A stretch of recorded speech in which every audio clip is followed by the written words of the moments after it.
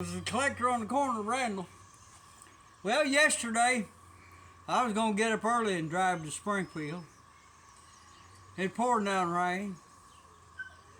And I had my cans, aluminum cans, all in the back of the truck all covered up, so they didn't get wet.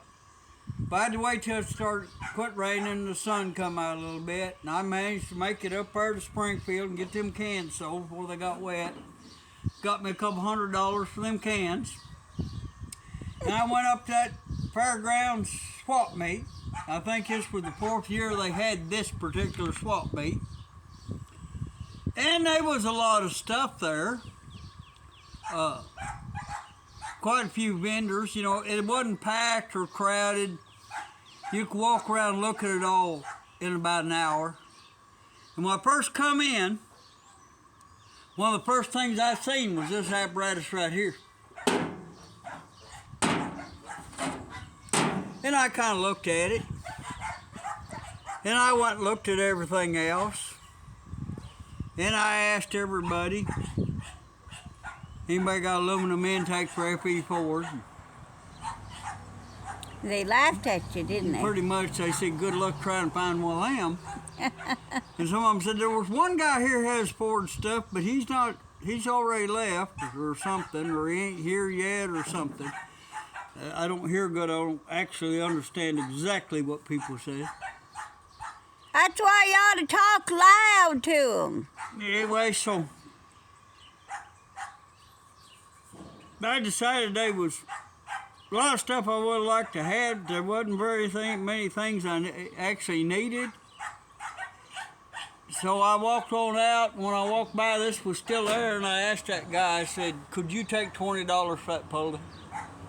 And well, which one? He went over and I showed him. He said, yeah, I can do that. He's a real nice guy. I gave him a card and talked to him a little while.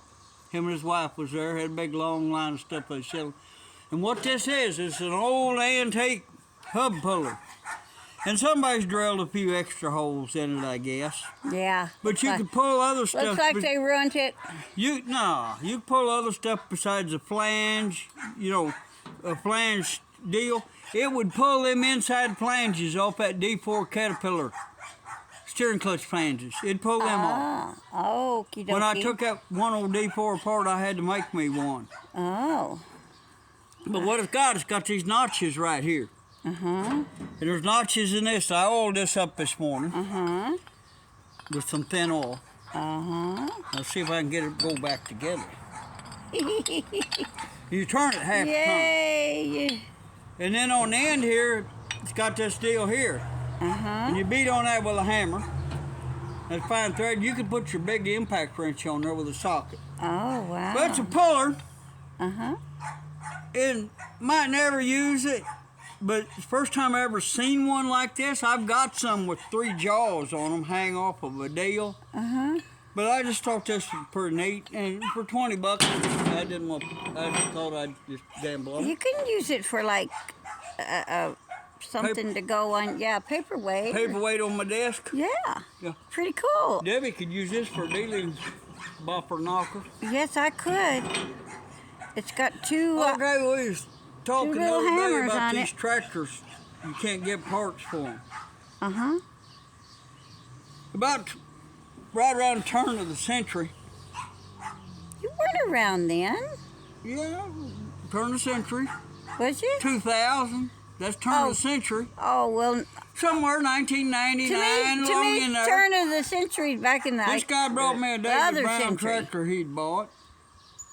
And it wouldn't hit on all the cylinders, and the compression was way down on one of them. It'd blow the dipstick out. It was diesel. And I tore it down, and the pistons was bad. 2 of the pistons was bad. It'd been bad overheated. One of them was usable. And we went to try and get parts, and from England, he got a set of rings. I went to put them rings in there, and just like I always do, gonna put them down in the bore and square them up and measure the end gap. They wouldn't fit. And I get to looking on them real fine light and took a magnifying glass, and somebody with good eyes to see it, they said .020. That was a standard bore block, and it was one without sleeves. them rings wasn't going to fit. So I called over to England, and they said, you're going to have to make them work because that's the last set available. But he'd managed to get me some rings and gaskets. So I took that little ring gap cutter I got, and I cut them ring gaps down and got them rings in there. And the pistons was bad. And I went over to Ranco Tractor's place over there and asked them about it. And they said, good luck finding any new pistons anywhere. And that boy said, hey, he said, we tore one of them down one time. And he said, we throwed the parts up there in the junk pile and the scrap pile. He said, if you know what they look like, just go right ahead. Mm-hmm. So, anyway, I went up there and I found them pistons. He gave them to me, and I cleaned them up and put them in there. Well, the seals in the final drives was leaking. Couldn't get none of that. We had a place south of town there, still there. And there's an old neighbor boy worked down there, and I went down there and I took the outer housing and the shaft that the seals had fit on. I took all that stuff down there. And old Robert come out there and he got his mics and he measured the shaft and he measured the outer part and wrote all that stuff down on paper. And I left. And when he wasn't waiting on a customer or something, he'd look. He'd try to cross-reference them sizes. And he managed to find, he's real good, he managed to find what bearings and seals and everything I need to fix them final drive. Some of them fit a little tight on the shaft and some of them was a little loose in the housing, but, you know, with some bearing mount and different stuff, we made it all work. Got it together. Well, he had this Mustang. Nice little car. 6-cylinder automatic, but he wanted a V8. So what he did, he found a 302, and he brought it over here. He wanted me to build him a 302 for it.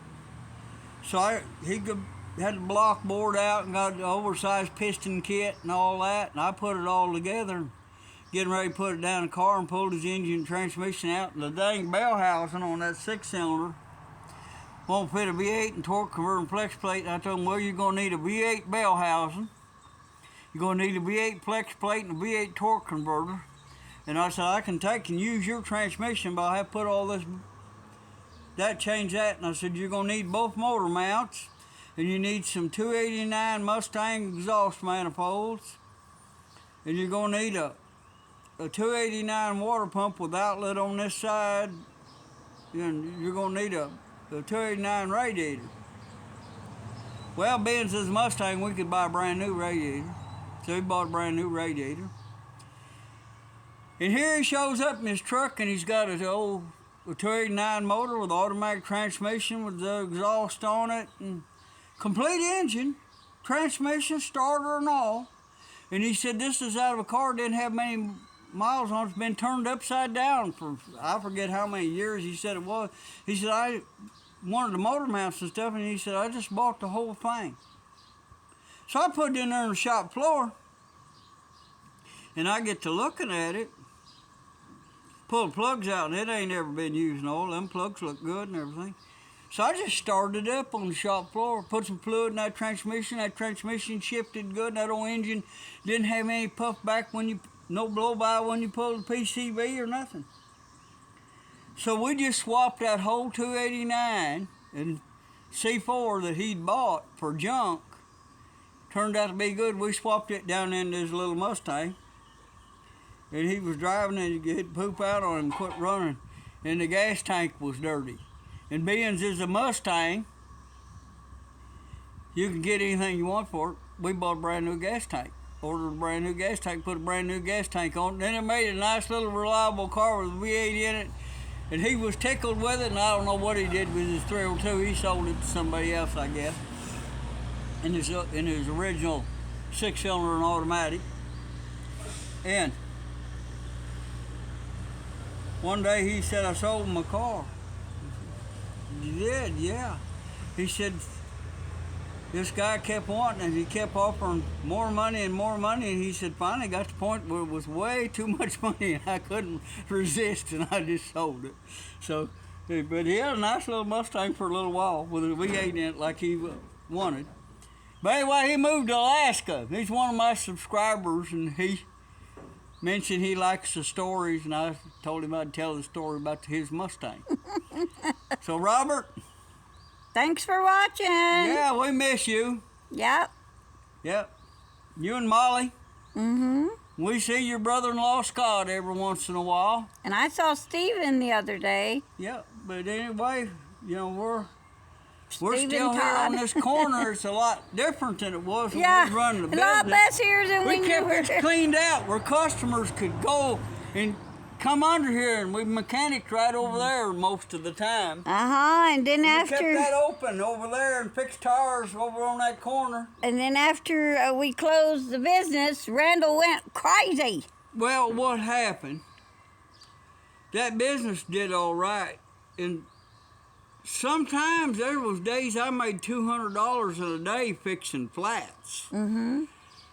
And we had this factory down here called Waterloo Toolbox Factory. Mm-hmm. And everybody out in these hills worked down there, and they paid pretty good. They paid better than anybody else around. And people would drive 50 miles to go to work. It's a lot of it gravel road. And they dropped their flat tires and stuff out here in a pile out here in the driveway. And I'd still come down here at daylight. And all these tires would be there. I didn't even know who they belonged to. Right. And I'd do what I need to do, replace the top, put a different used tire on the rim, or fix a flat and write on it how much the charge was. And that's my tire, you know, they'd come by and pick them up on their way to or from work. And we was selling new tires too. Some people would buy new tires. And they did real good. And they couldn't work them people enough. They worked them people, 12 hours a day, 7 days a week. All of them was getting skinny. They was trying to work them to death. And what they did, they filled all their warehouses full. And then they closed that plant, and they shipped most of them machines to Mexico. Yeah. And some of it they shipped up here to Sedalia, Missouri, and eventually they closed that. But when that plant closed, it was just like the Depression hit here. Yeah. You know, we'd be here all day and might make $20. Yeah. You know, nobody could afford any mechanic work or nothing, because them people in that Waterloo factory, they was spending their money here, there, and other, and keeping these other people who was in business going. They could afford to keep employees, but as soon as that big payroll And we didn't give no credit. No, we never allowed no credit. You know, nobody got credit. There was one or two people that just leave a big cash deposit with Debbie and say, when you use that up, call me. Yeah. But we never ever got credit. Let anybody have anything on credit. That's the quickest way to get rid of customers. Give them credit, and they'll go somewhere else because they owe you money. But we had a lot of good customers in that, and we was doing all right. It's kind of aggravating dealing with the public sometimes. I'm usually let Debbie do that, and I didn't say much to people because He did the growling. if somebody needed growled out, I did the me. smoozing and he did the growling. Yeah, if somebody needed growled out, I was the one who growled them out. But anyway, There's a couple of them I wanted to bonk on the head with stuff, but I didn't do it. you know, Debbie smiled. And Yep, smiled, took it. anyway, Because I'm a that's good the deal girl. about how things work. That Waterloo factory got all trickled down and stayed in the area because them people lived here and worked here, and they spent their money right here. Now we got a good 4-lane road to Jonesboro. Yeah. And you don't have to go through all them little towns that got speed traps, you know, and slow down to 30 mile an hour and all that. You can just fly to Jonesboro 60 mile an hour on a 4-lane And road. we got the beautiful Pico plant that people can work at now. But everything people go to do if they want to buy a new set of tires, yeah, they go just run to Jonesboro, yeah. If they want to buy a new car, they go to Jonesboro. Anything they want to get done with a doctor or anything like that, they go to Jonesboro. They don't do it around here. And what happens, these little towns like we got here, they turn into what we call I call them bedroom communities. Yeah. People sleep there, but they don't do nothing, hardly anything else there. They go, if they're gonna go to eat, they go to Jonesboro. You know, they go to the big town. If they're going to go do some record, but they're, like I told one of them guys that was on the Chamber of Commerce, I said, there's nothing in Pocahontas that makes people in Jonesboro want to get in their cars and flock to Pocahontas. I said, but there's all kinds of stuff in Jonesboro that makes people want to get in their car and all flock to Jonesboro. But I imagine it's that way most places in the world. We're a wet county now. Yeah.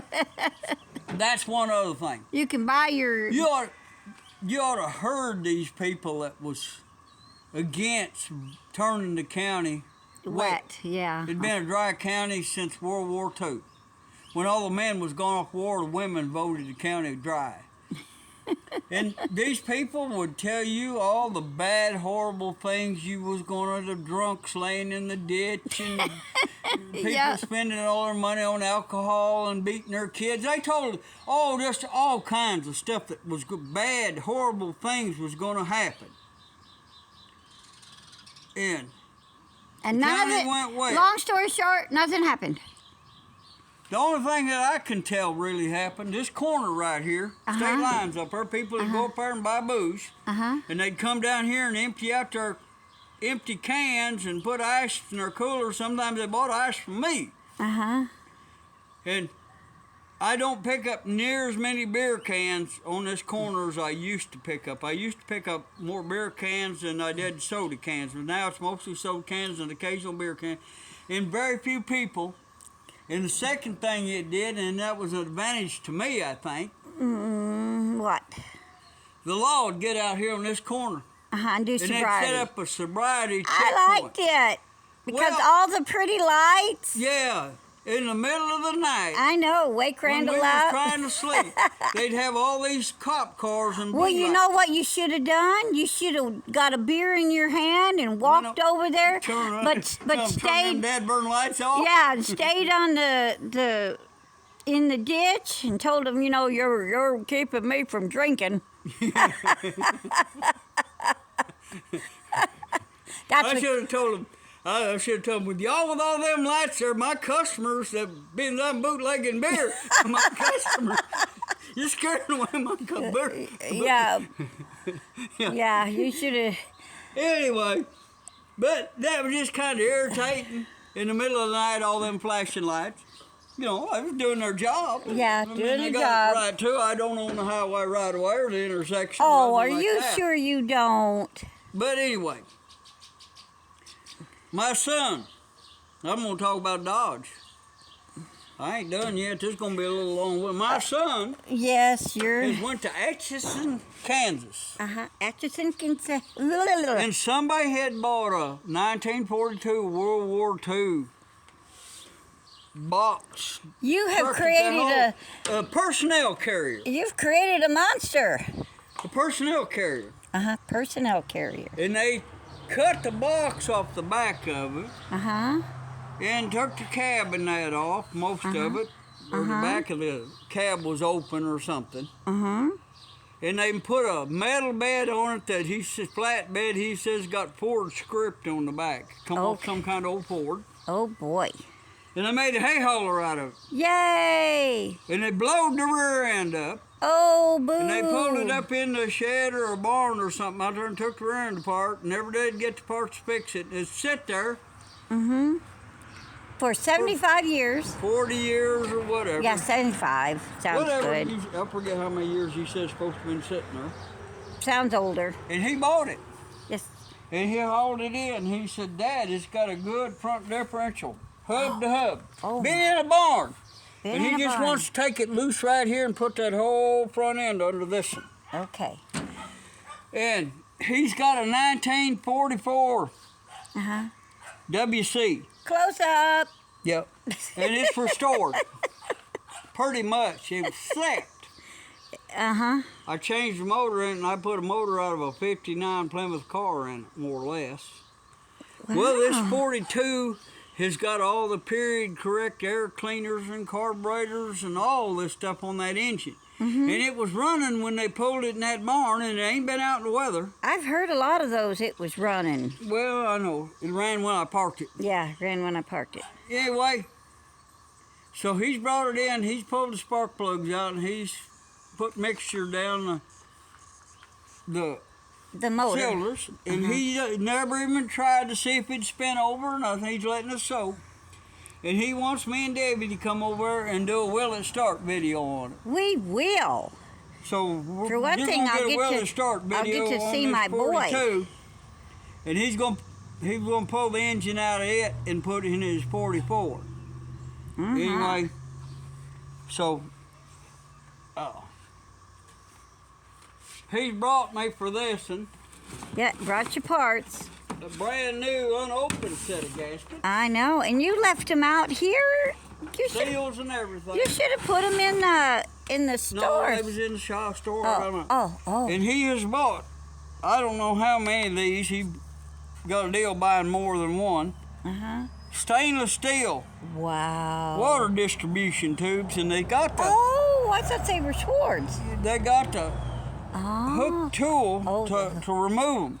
Wow. But this in here, I checked it out. The water distribution tube, and I yeah. took one of the freeze plugs out. That block's pretty clean inside. I remember It's not rusted. Is this the one we pulled the tube out of? What? Is this the one we pulled the tube out of, ain't it? No, we pulled a tube out of that engine in that 51. that- We just pulled the head on this one. Well, dadgum, you ought to put an extra something on them so I'll know what's what. Well, I kind of come. Oh, there's... And he told me, he said, Dad, if There's you want to turn wrenches, I'll buy the parts. He said, whatever this, that's a chicken. There's the chicken. He said, whatever this engine needs. Murphy. Hi, Murphy. He said, whatever you think we ought to put in it. He said, if we need new rings or bearings or whatever. Tell him we need He said, well, just leave this engine in here. Tell him we need a 60 Pontiac car, Catalina, to put in it.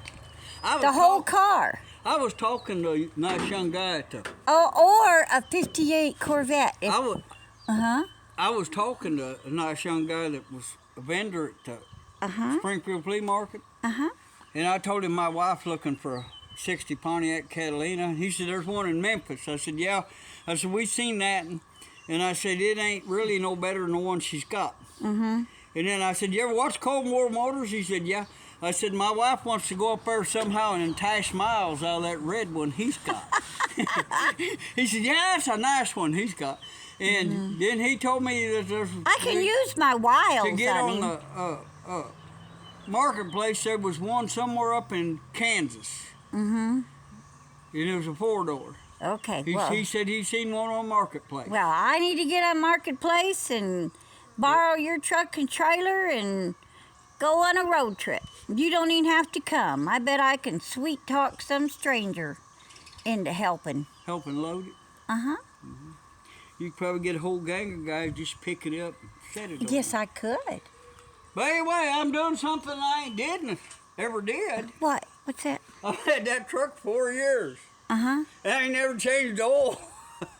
You better change the oil, mister. I changed the filter one time. And I guess I kind of changed the oil when I turned it over. I dumped most of the oil out of it. And I dumped some more back in it. So you're wrong. You have changed the oil.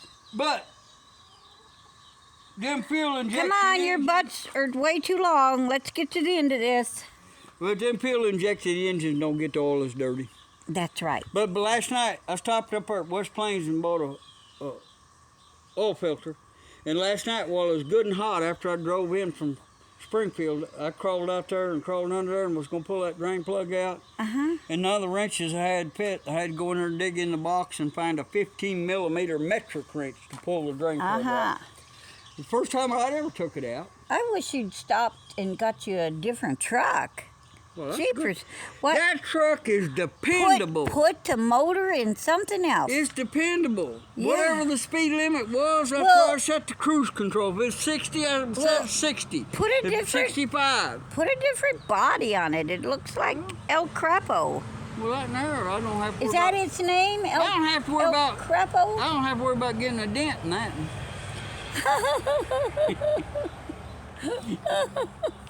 Okay, on that note, I'm Just like wearing a pair of ripped pants. You don't have to worry about getting another rip in them.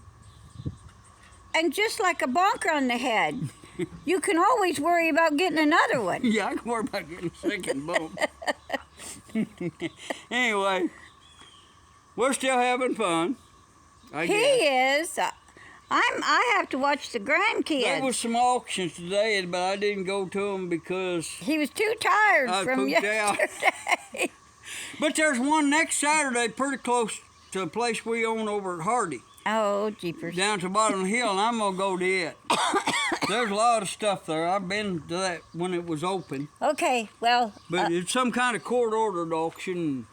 An auctioneer. see, that's what's going to happen here to you because you're encroaching on my property. There's going to be a court-ordered movie. Looky here. Look. Almost. Almost a clear path. See, and the kids brought this and put there. Whatever this toy No, that's is. your stress toy. I give you stress, don't I? No. Yes, I No such thing as me being stressed. Oh, no, it's true. He don't even got a heart. There's nothing bothers me. Yeah, nothing bothers him. Not much. See, watch, somebody dies or something. I could pick up something and bonk him in the head, and he wouldn't even say a word. But No, anyway, I'd say, what'd you do that for? and I'd say, 'cause I felt like it. Well, that's a stress toy, huh? Stress toy, yeah. Well, I don't know. Kids brought it over. Yeah, I guess Bunch- they're stressed. But anyway, that's going to be it for this one because I'm telling him goodbye. Goodbye and good luck to you. And we'll see you later. And I might get out here this evening and pull the oil pan off this old Dodge. Uh-huh. I might. I think you're going to have to find some wasp spray. The waspers are kind of, They don't bother me. well, I just don't like them flying past my face. As long as them dirt daubers don't try to stop up my nose, I'm good. Oh, God. Dirt dauber, stop up his nose. Anyway, y'all have a great day, and be sure and like and subscribe and comment below. Comment on a long-winded video. Yes, comment and tell all your friends and your buddies and your non-friends and neighbors that and share that we is pretty cool. I guess we're pretty cool. We may be nuts. I don't know. Are we nuts? We might be. Of course. Yeah, we're hillbilly redneck You nuts. ever seen a hoarder that was really what you'd call sane? Oh, jeepers. There you go. Thank y'all for watching, and be sure and like and subscribe and comment below. And thank you for watching. We really appreciate y'all. And y'all have the bestest of Saturdays, because today is Saturday, the weekend. Oh, Saturday, Saturday, Saturday, Saturday. See, there's my song. Saturday, Saturday. Y'all have a great day. Bye.